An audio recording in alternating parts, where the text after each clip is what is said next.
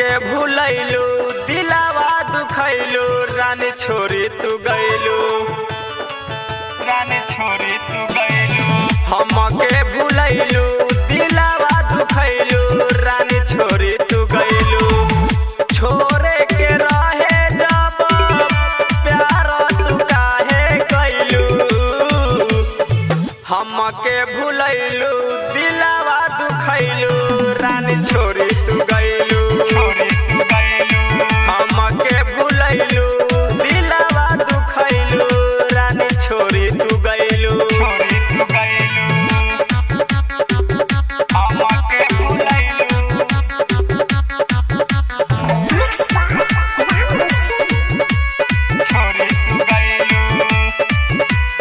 तोहरा पर रहे विश्वास हो दूर देलू हमर आस हो कबो ना सोचनी कि भूलबू रहबू तू हमारा पास हो तोहरा पर रहे विश्वास हो दूर देलू हमर आस हो कबो ना सोचनी कि भूलबू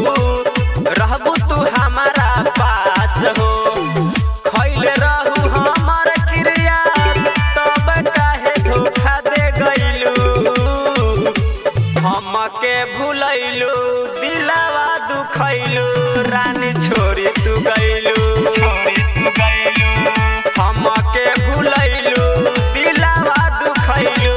रानी छोरी तू गइलू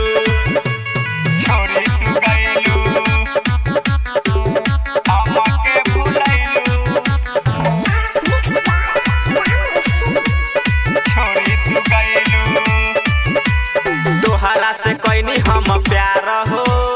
देलू तू जिंदगी उजार हो माई बाबू के खैलू क्रिया हो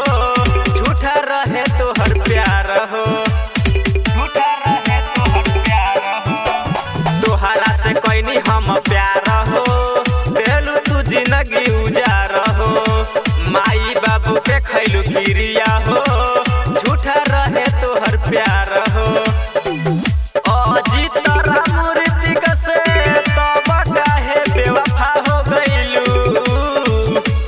हमके भूलैलू दिलावा दुखैलू रानी छोरी तू गैलू हमके भूलैलू दिलावा दुखैलू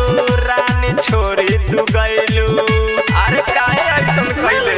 रिकॉर्डिंग स्टूडियो बकरी बाजार चक्की मोबाइल नंबर 8825156667।